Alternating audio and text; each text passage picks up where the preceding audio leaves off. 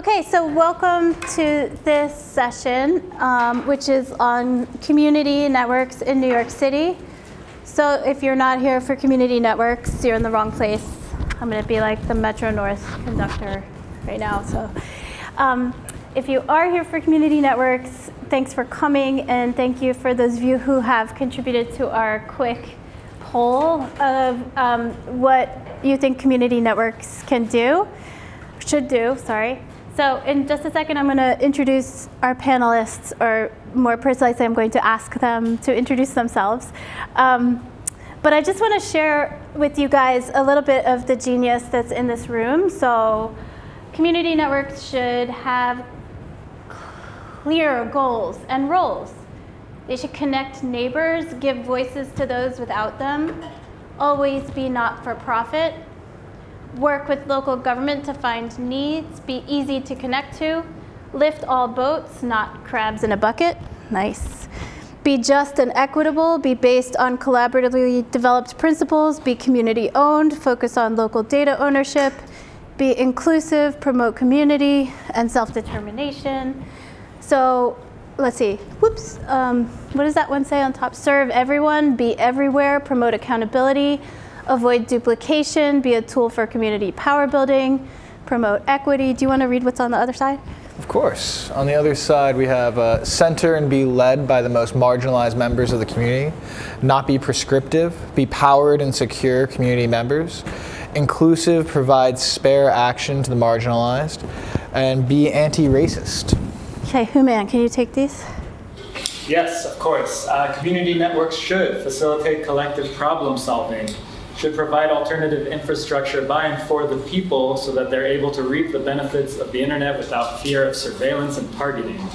Community networks should provide the means for neighbors to connect with each other and its services. It should work for the members in its community, whatever that may be. Wow, so we have a lot of goals and expectations for these things. So I want to just, first of all, my name's Greta, and I'm the co-director of the Digital Equity Laboratory at the New School, and I'll be moderating this panel today. And I just want to say up front that we have really ambitious goals here. This infrastructure is going to be equitable, just, it's going to serve everybody's needs, it's going to be everywhere, it's going to protect us from surveillance, and all these other great things. So that's a lot of expectation on this infrastructure that we're just trying to learn how to build ourselves. So I want to respect both the ambition and the kind of passion that goes into having those goals, and also how difficult they are to actually achieve. So we're going to hear from some of the folks today that are doing this work in communities in New York City. And the goal is to think together about how we can move this collective work closer to the goals that we've all set for what they should do for us. So I want to just ask these lovely folks here to say your name and your title, and just a short description of what you're working on in the community networking space. So I just want to go down the line. Houman? Great. Hi, everyone. My name is Houman Saberi. I'm the director of the Resilient Communities Initiative.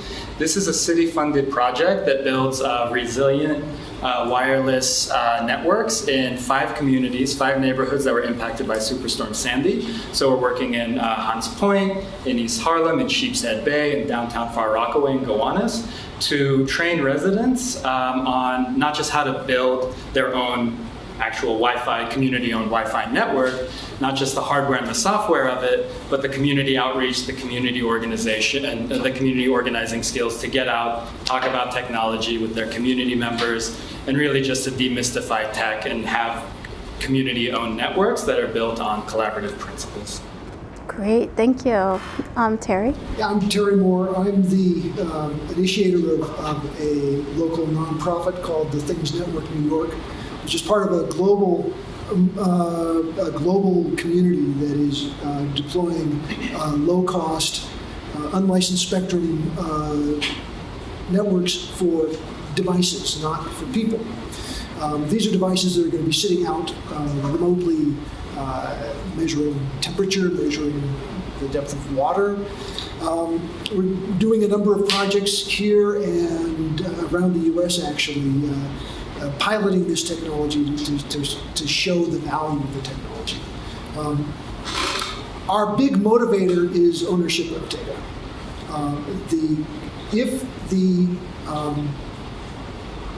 If you have to pay for data backhaul from remote devices, then you are going to end up in a situation where that data is very valuable.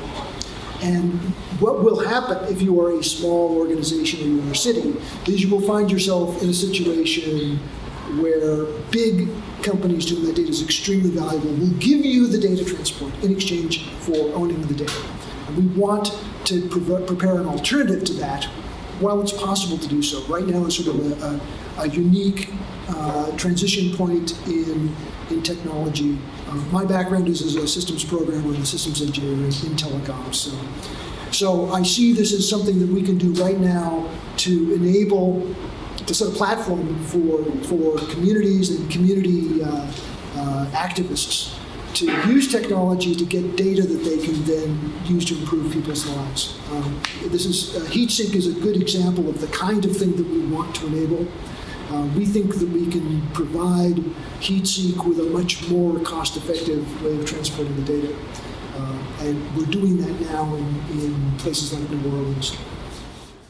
My name's Scott. I'm here with NYC Mesh. We are a mesh network here in New York. I think we're also the largest mesh network in North America.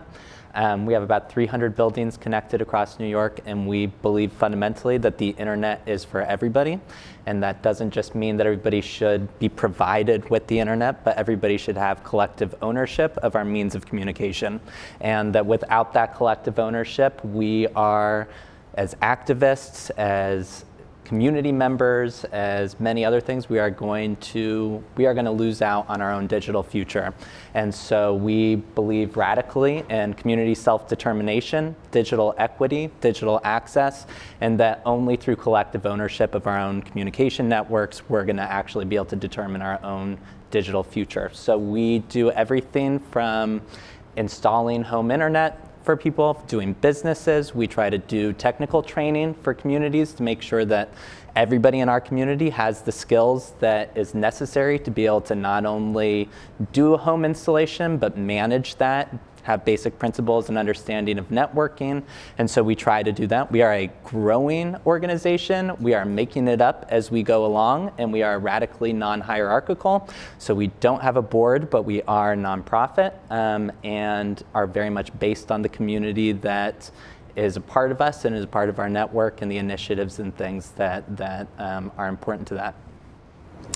Hi, I'm Daniel Allam. I'm with the Manhattan Borough President's Office. I am Gail Brewer's Technology and Economic Development Policy Analyst, which takes a long time to write down. My role when it comes to community networks is to be the community facilitator in a lot of ways, to identify networks that I believe and that Gail believes will be beneficial to New York City and help extend their profile, their visibility, and the access that New Yorkers can have to their networks. Very much looking at all these boards around us and what everyone's written down, I very much agree with the general theme where we need to have a community-owned network that can protect and work for our constituents. And our office is a fantastic tent for all of those groups to work under and work with.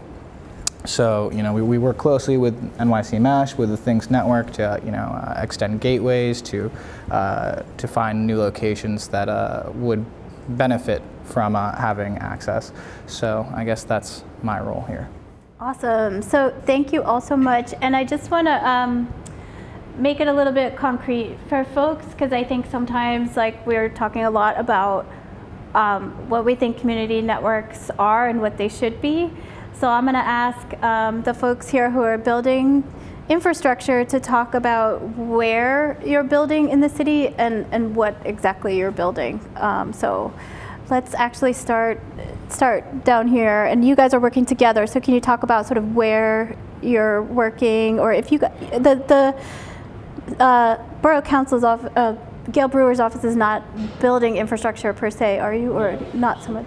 So we bring in, like I was saying, we bring in the community aspect a lot. You know, our office inherently has a lot of relationships with many people throughout the city, whether it's working closely with NYCHA to help improve the response time to, you know, resident complaints, or working with schools and other, you know, widespread institutions. So we've recently set up a tech demonstration at our office with NYC Mesh, so that, you know, a number of the people who can come into our office can experience the you know, the capability of the software of the network, and we can provide them a little bit more information, get them in touch. We're also working on extending some of their capability to Upper Manhattan, where you have, you know, in East Harlem, 1 in 3 residents don't have access to the internet.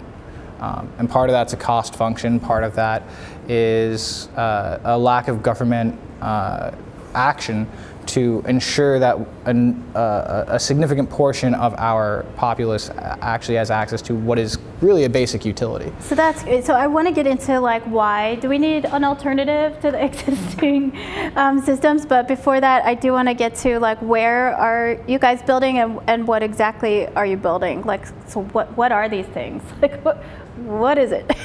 So do you want to take it? Sure. We are a series of wirelessly connected antennas. We have what are called super nodes, which are areas that have direct high-speed fiber connections.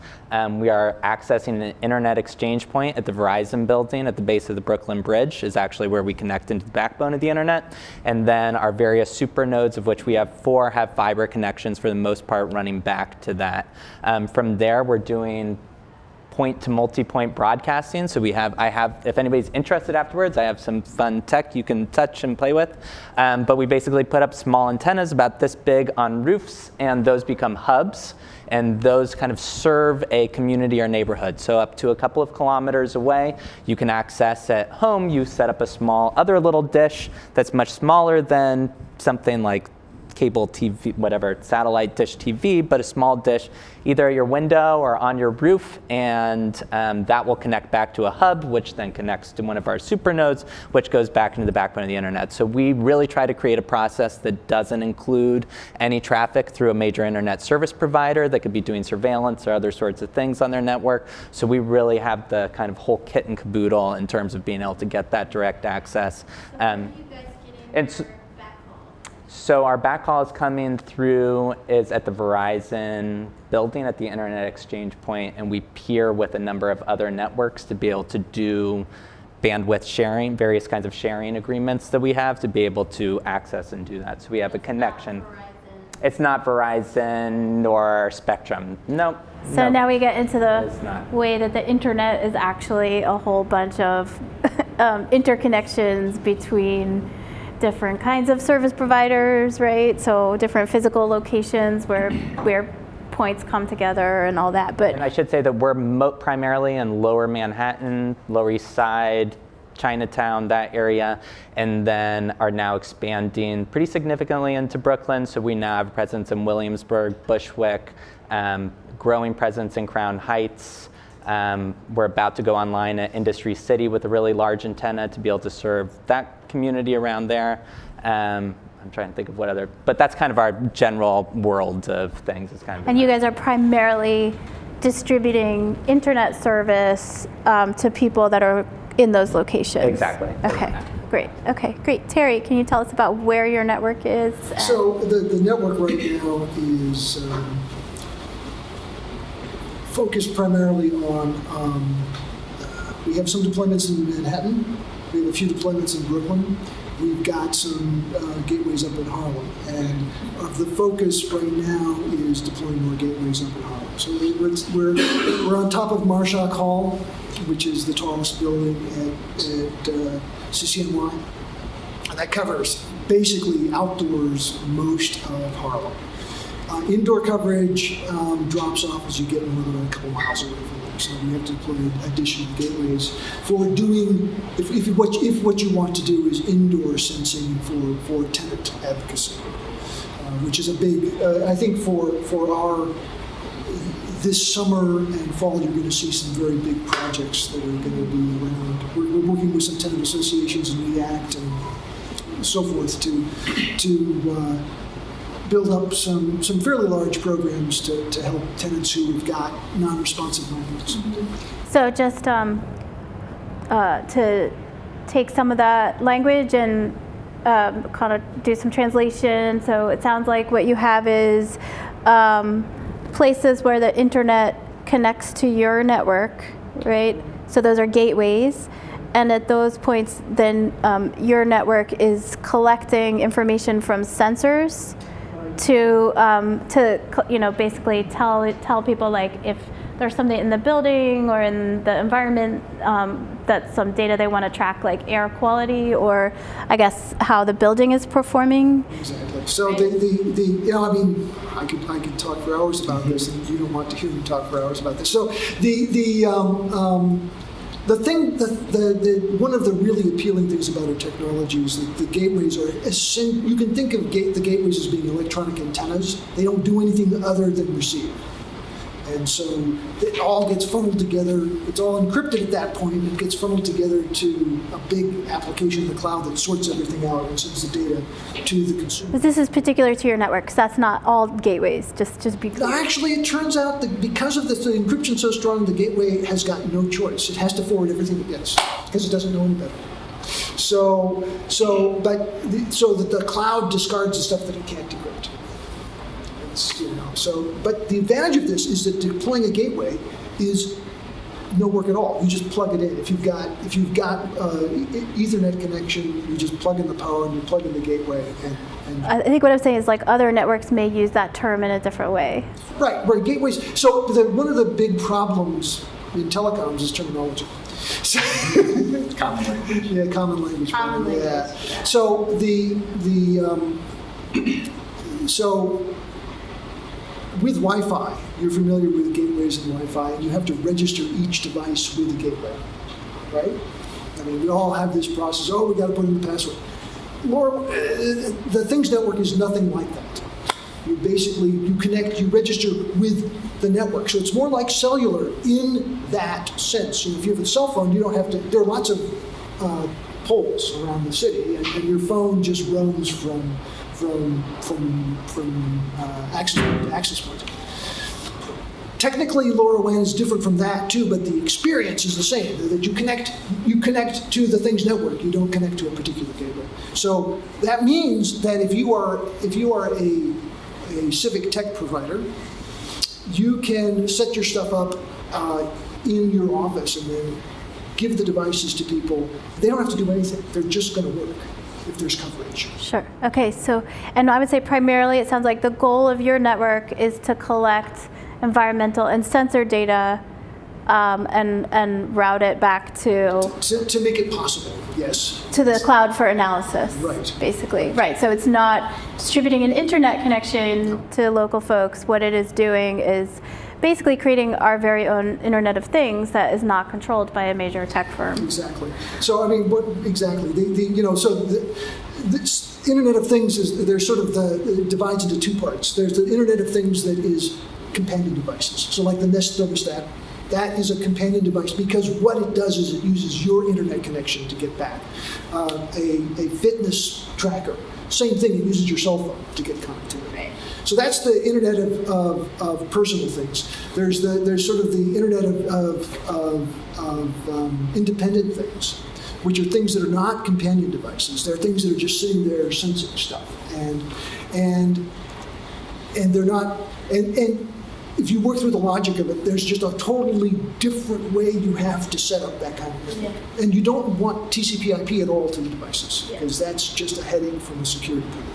So I think it's really interesting in the context of thinking about smart city development. So in a place like what's happening with Sidewalk Labs in Toronto, where the proposition is that Sidewalk Labs, aka Alphabet or Google, would own all those pipes that all that Internet of Things data would go over. In the case of what Terry's building, right, that data would actually roll over Terry's network or the People's Network, or we'll have to get into ownership. It's a 501c3. Yeah. It's not mine. Awesome. Okay, great. So, Houman, can you talk about your networks? Sure. So, as part of our funding requirement, we are focused on small businesses that were impacted by Superstorm Sandy. So, in each of the 5 neighborhoods I mentioned, we have partnered with about 12 small businesses each, so 60 small businesses across the city, and that's where our equipment sits. So we've got rooftop mounts on the roofs of these businesses, on these small businesses, across 12 per city, 12 per neighborhood. And this network is designed to be resilient so that it can keep functioning in the aftermath of a storm. So on these 12 sites, about 2 of them are gateways. They're backhaul locations to the internet. These are contracts that we have with the incumbent ISPs. But the idea is that if you lose connection to one of your sources of backhaul, there's a backup source of backhaul. If you lose connectivity to both sources of backhaul, we have local servers in place at the community anchor organizations that we've partnered with. So they're really the ones owning and maintaining and running these networks. We have these local servers so that they can still access local content, local resources, emergency resources, all the sort of things that you would need to have in the aftermath of a disaster, including things like Etherpad for collaborative text editing, hack chat so that people can communicate internally in a network. So because of the funding, again, we're building out on small business sites, but the idea is to have a public network that's still functioning and that can function in sort of as a local intranet in case all connectivity is lost out. Okay, so and backhaul, can you just define backhaul? So connectivity, connections, data lines to the global internet, so that to the backbone. Right, so that if you need to like under normal circumstances, go to Facebook, YouTube, whatever, you can do that. But if you're in an emergency situation where you have no access to the global internet, you can still communicate with your neighbors. You can talk about exchanging resources. We do, as part of this is just the physical sort of infrastructure we build. We are also focused on the social infrastructure, the training, the governance, the demystification of tech, the really like making the training of trainers so that the resources, the knowledge, the very idea of how to build your own internet is at that community level. So we're not the bottleneck.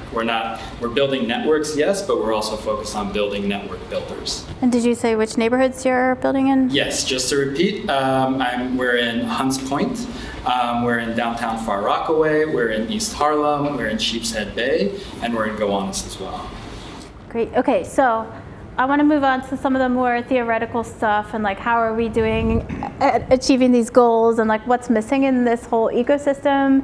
But first, I just want to make sure that folks understand, like, does everybody feel like you have a good understanding? And please feel free to ask about terms or if there's stuff that is unclear. Because we have 3 very different models here, right? We have one kind of network that's really targeted at a particular use case, which is like disaster response and resilience. We have an Internet of Things and sensor network, which is really not about getting on the internet like in the way that we're used to accessing Google or whatever. We have a network that's really providing that access to internet services.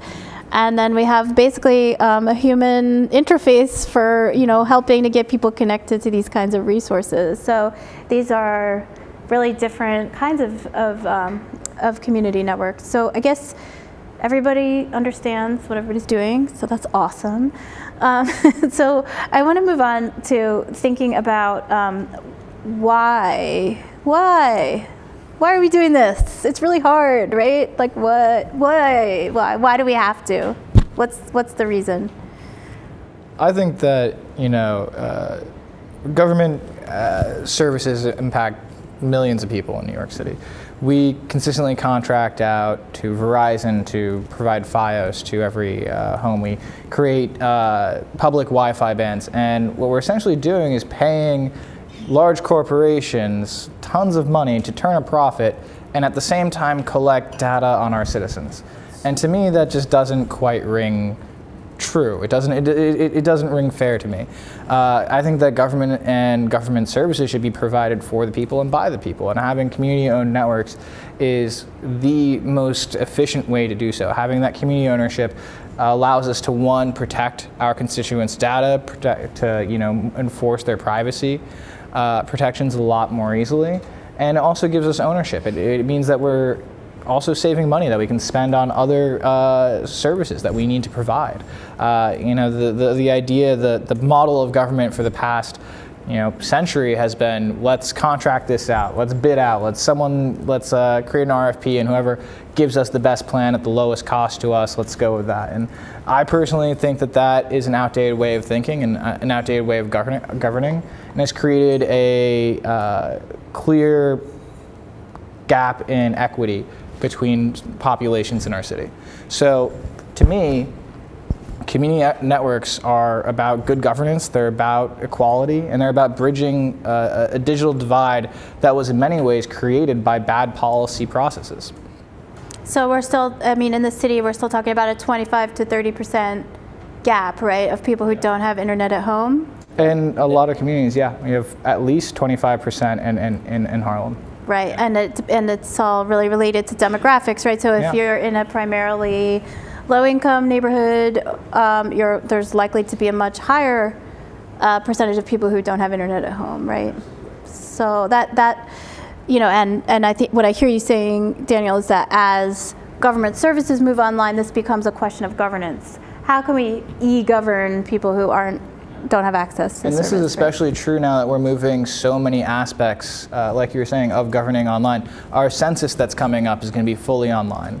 Now, how can we possibly have a good census that accounts for representation at a federal level, that accounts for federal funding, that accounts for so many aspects of our decision-making process? How can we possibly have a good census that is effectively addressing the needs of our people if we're doing it through a method that 30% of our population can't even access? And that's, the Census Bureau expects 80% of US residents to respond over the internet, but 30% of US residents don't have internet. And don't forget, the census is not only responsible for $800 billion worth of federal funding, but also redistricting at the federal, congressional, and state levels. So. And those of you who want to impact that process, they are hiring 30,000 people in the next 6 months, so get your CVs ready. Or if you want to get involved through New York Counts 2020, I'm stepping out of moderator roles. But let me stop doing that. But I'll tell you all about New York Counts 2020 another time. But let's hear from other folks about. I'll add to that I think from our kind of perspective, I think a couple of things to pop out. We became really popular, particularly following repeal of net neutrality, is when we really started to take off, because I think there became a growing awareness that telecommunications policy really matters. And I think that there's, on top of just kind of privacy, we're radically net neutral. We collect no personal data, no nothing.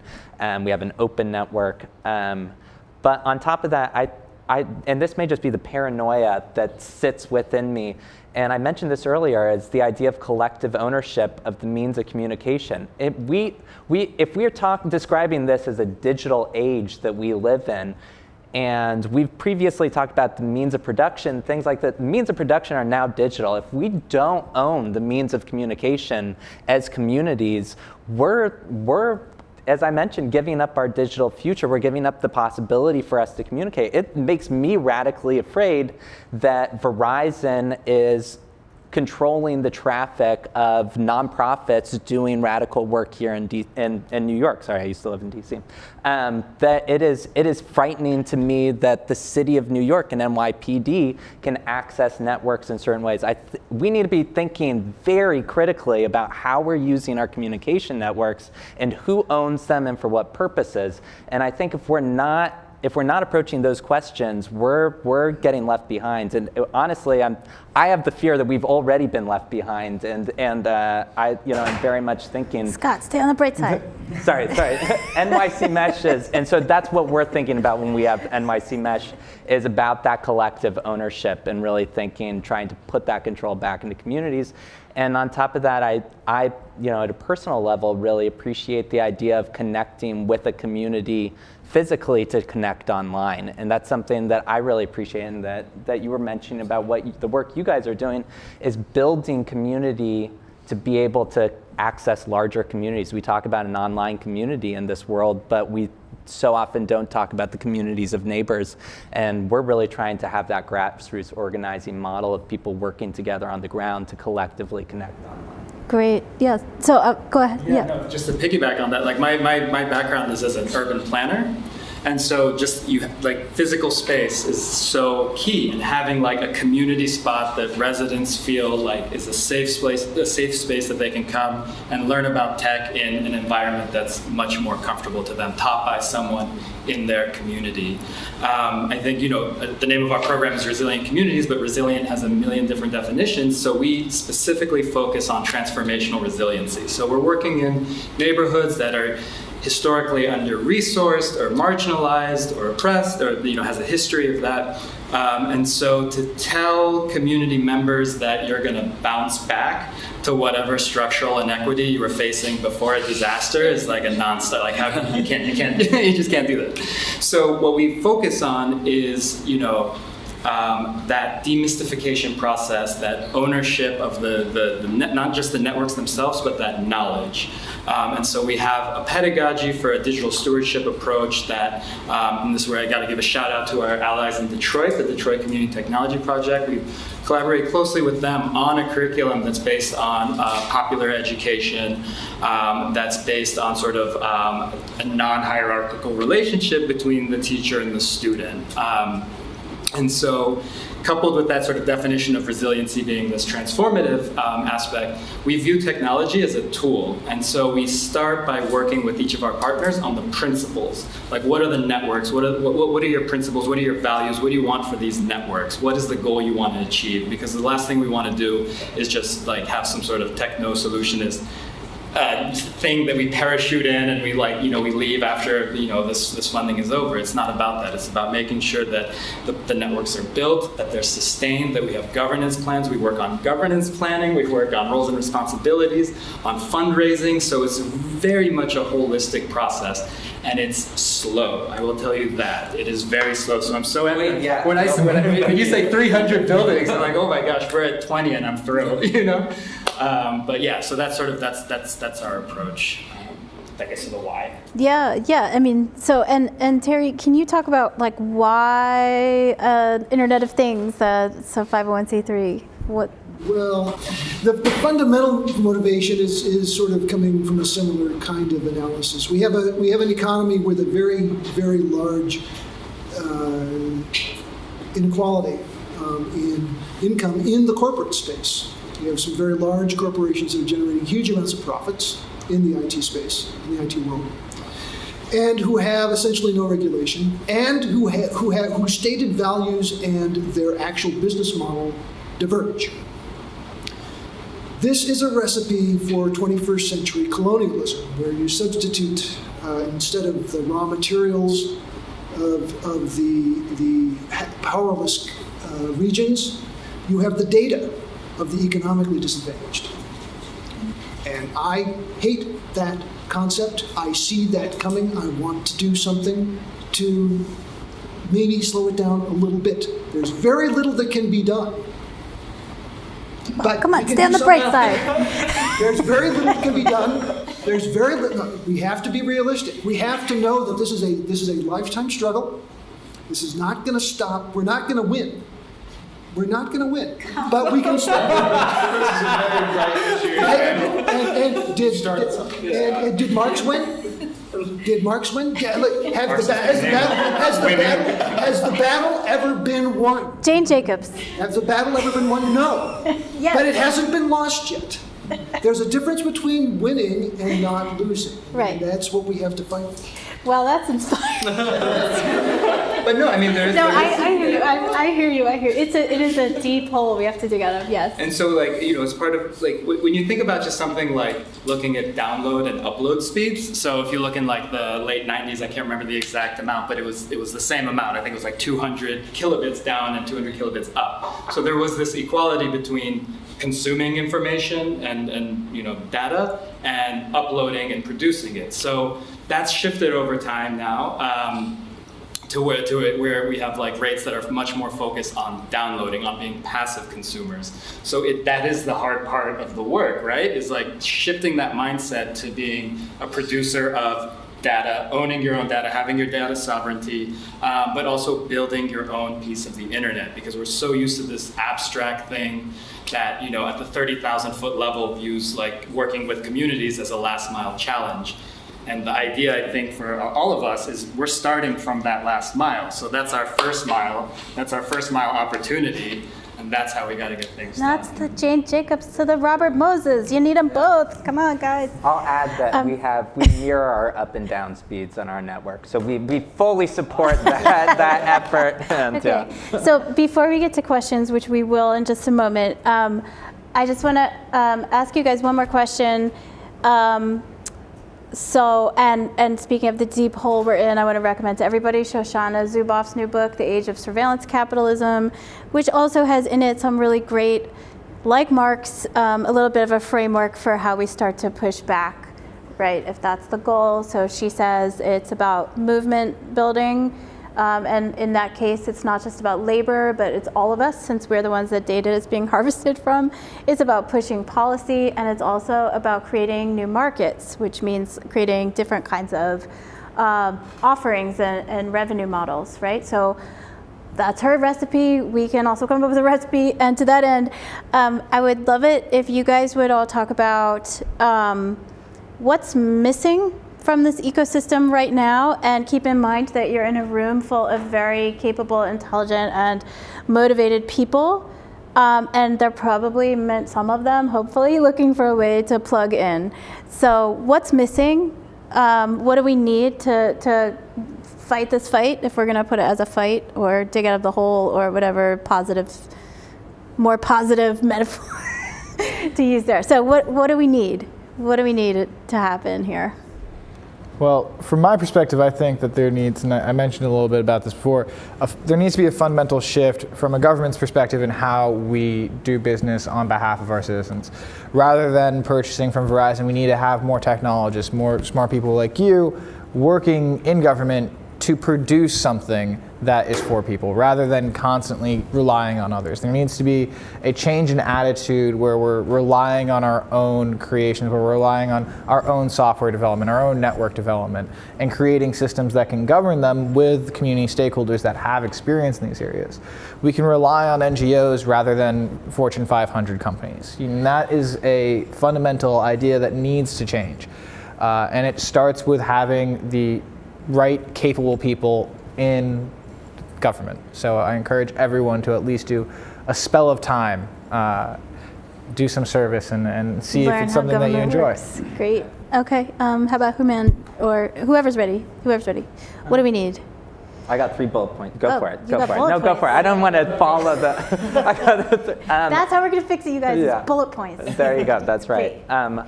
I would say number one, this is just my personal, this is not NYC Mesh, but number one, I'd say solidarity. We need to be thinking really critically about solidarity. There was a session earlier today about anti-racism in tech. Those are things we need to be talking about every day, constantly, and what it means to be in solidarity.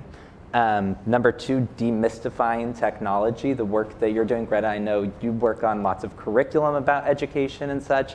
That's critically important. We should all know how to install internet at home, or access the internet, or how it works, and these sorts of things. We're really not going to be able to have that community control without community knowledge. And the third, oh gosh, now I forgot my third thing. That's the problem with bullet points to get to the end of the list. Do you want to think about it while we off, and then maybe go I'll ahead? Yeah.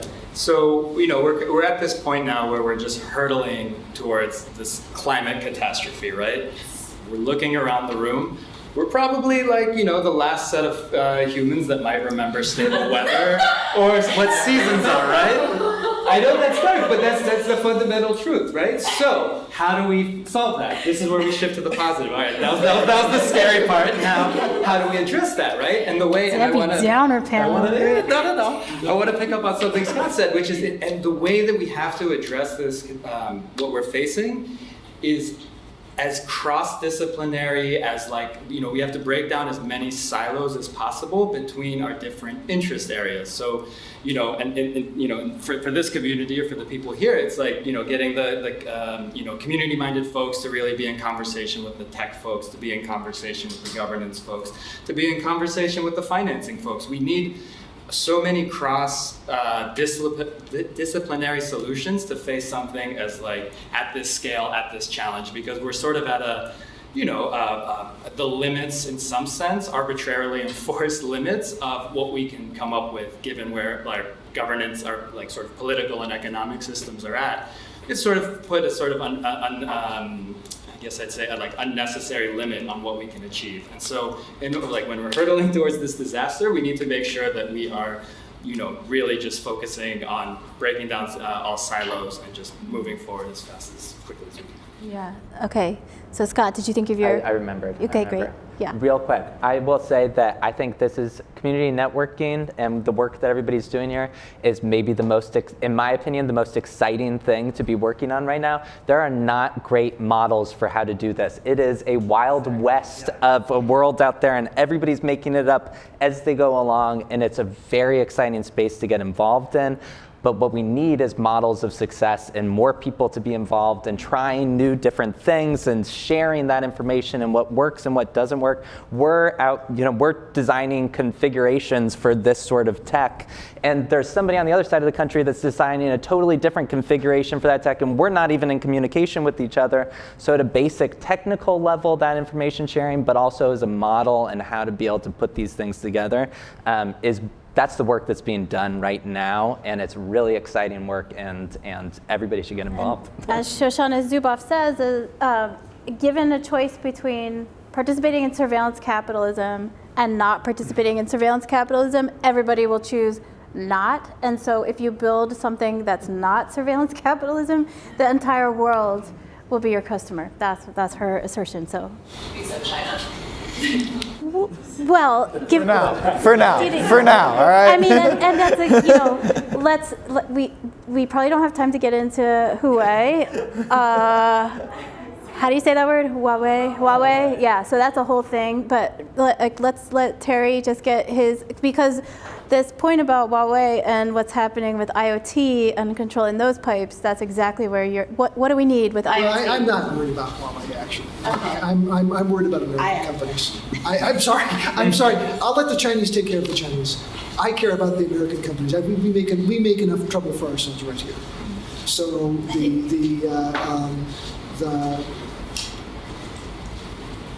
but I think that the problem that I'm seeing in deploying our network is not technical.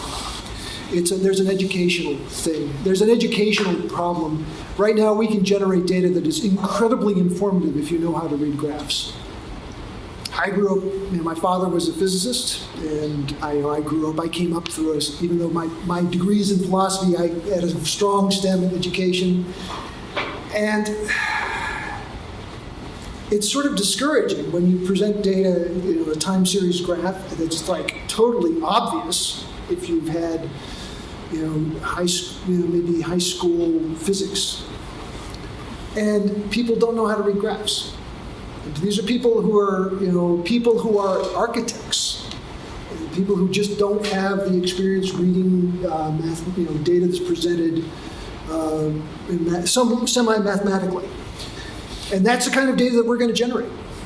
And it's the kind of data that can really make radical changes. I mean, we are seeing huge problems that are easy to solve in terms of efficiency and this kind of stuff. But you have to be able to look at the data and see it. And we have to train. You can't. It's not true that old dogs can't learn new tricks. But if you teach a young dog, they have a longer lifespan, so you get more bang on the buck. So we've got to invest in trying not to get students to know how to run networks, because knowing how to run networks doesn't teach you how to read a graph, unfortunately. And we have to work on that side. So all the things. Okay, great. So by the way, the Huawei thing is interesting for the sake of thinking about industry capture, but that's a whole other thing. I'd love to be on that panel too. Next. Okay, so we've got a burning question over here. We got another one up here. Okay. So my name's Wendy. I'm a member of LES Ready, the long-term recovery group on the Lower East Side. Have you guys come to talk to us yet? We had somebody represent a while ago and have since talked with Councilmember Rivera's office, who has turned us on to trying to get more involved in that space. I just found on your app that there's one of these on my corner. I've never heard of you, and I'm plugged in. I use Wi-Fi NY. My question, though, is really for you. And so you're resilient, and you know about climate change. Why not marry what you're trying to do with something that will fundamentally lower our energy use and build community? Can you tie this to cooling centers? Cooling centers are not cool in this country. They're for low-income, sick, or poor people. But in other countries, they're starting to become real community hubs and exchanges. And at the same time, we're reducing our use of the grid. So can we think systematically about the other things we can bring in there? Even the idea, like we used to have in the olden days, we didn't put big pictures up because we knew it was causing an air conditioner to run all the time in a data center somewhere. Now nobody cares. We throw so much into the cloud, we have no idea what's our footprint there. And it's a real thing. I mean, every email we send has a weight. Can we include that in our conversation about getting more people on these lighter weight systems? That's our commons too. Absolutely. No, I fully agree with that. And I see, like, you know, we started this project in 2016 with a mandate just to focus on small businesses. But through our focus on community ownership and really visioning and tying the tool to the goal for the tool, our partners have now sort of internalized that message, and they want to expand, right? So they want to expand beyond small businesses in their neighborhood to other community anchor organizations, other, you know, whether it's retirement homes or park centers or like all sorts of different locations. And you know, the question of the energy usage is really interesting because we also have partners who are like, okay, great, we want to marry this with a solar grid that we want to put on our roofs. That part is a little bit. That part is down the line.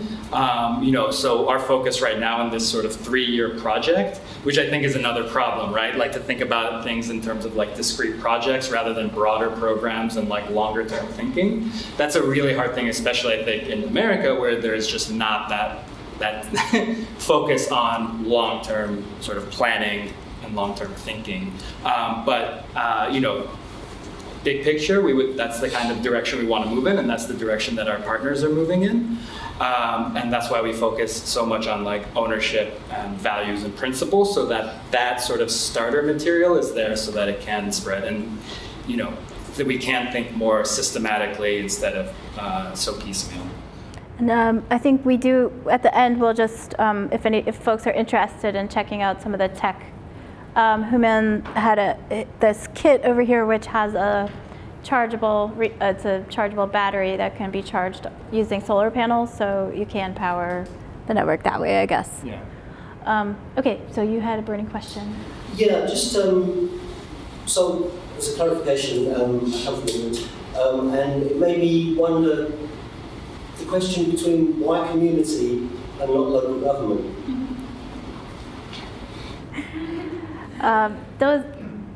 Okay, I'm not supposed to answer questions.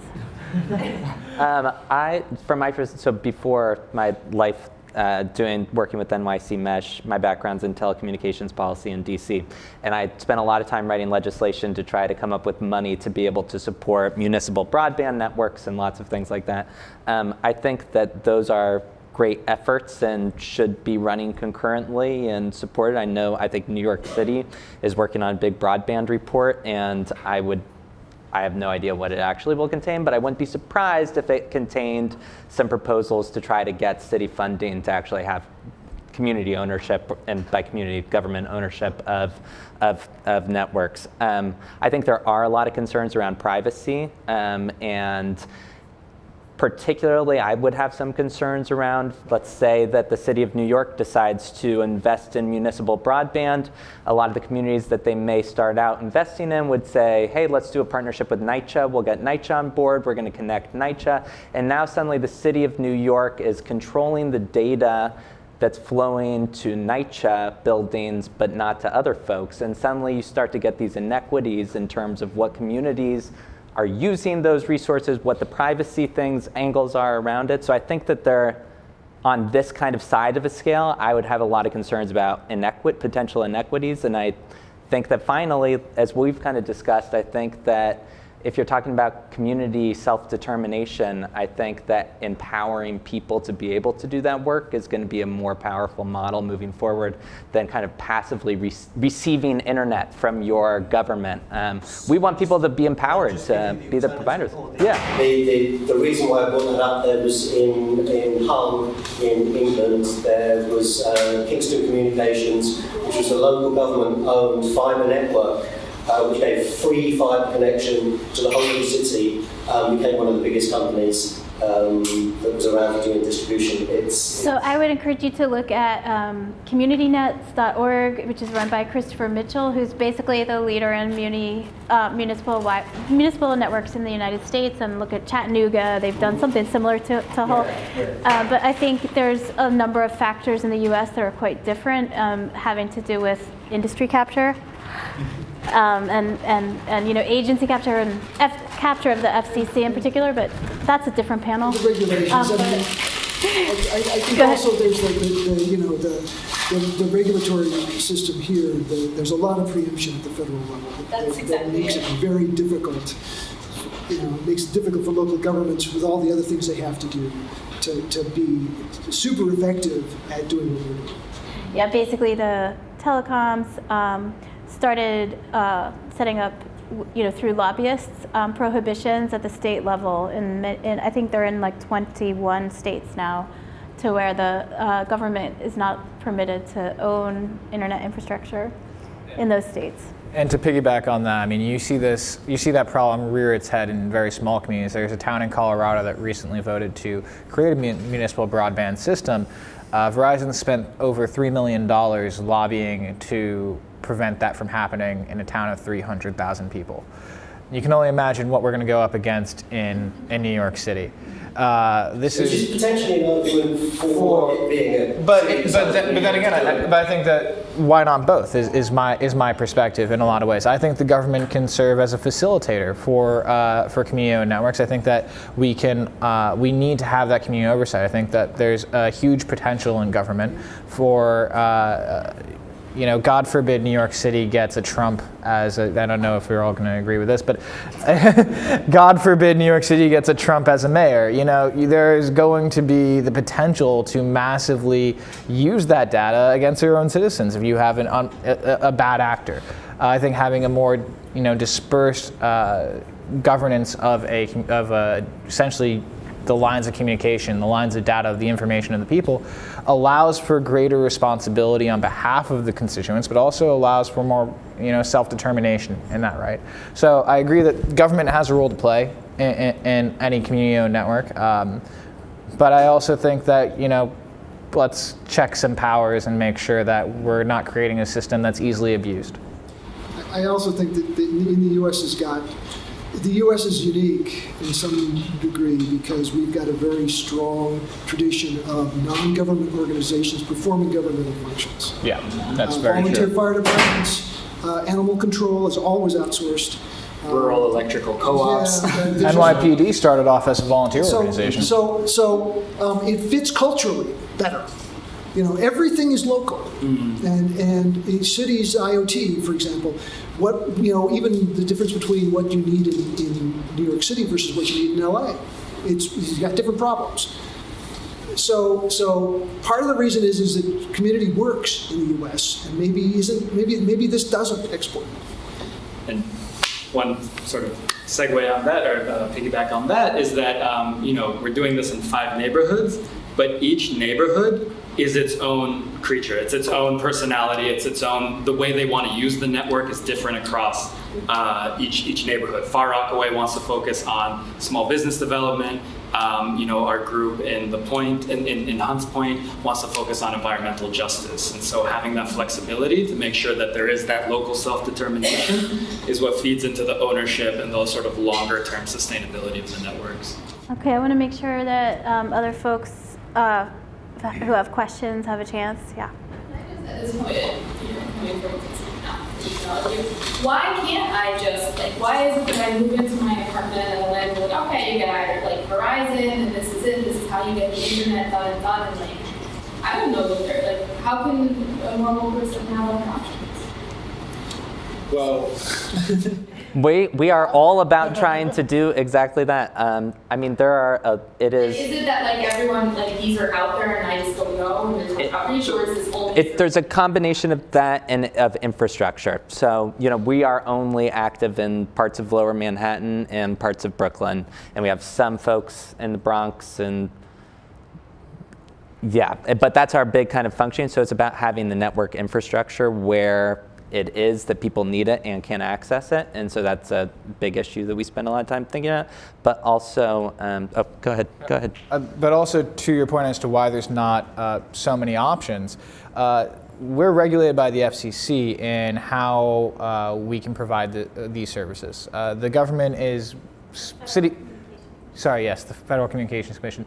The lines which provide your internet service from Verizon, from Comcast, are the same that provide your television service, and that falls under the FCC regulations, which they recently just came out with a new second notice for further proposed rulemaking, which is essentially saying, hey, we're going to make this rule, you have a time period to complain, and then we're going to ignore it, which sorry, it's under the current FCC, that's the case.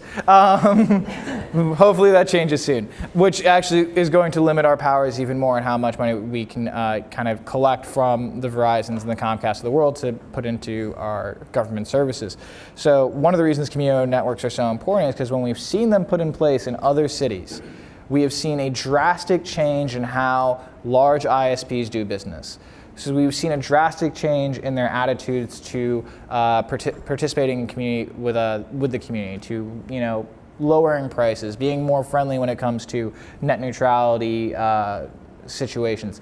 So, but in your case in particular, it might be because we're running out of time. Sometimes a building owner or a developer will have a deal with one of the telecom companies to where they'll have a cabinet that.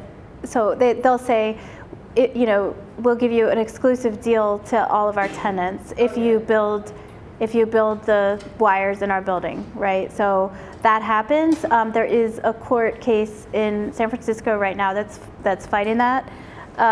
So maybe that'll come here as well. Let's hope. But there's sort of a constant parade of these kinds of obstacles to self-owned, self-determined internet. But you may have a case of a building owner who's made a deal with telecom. Oh, okay.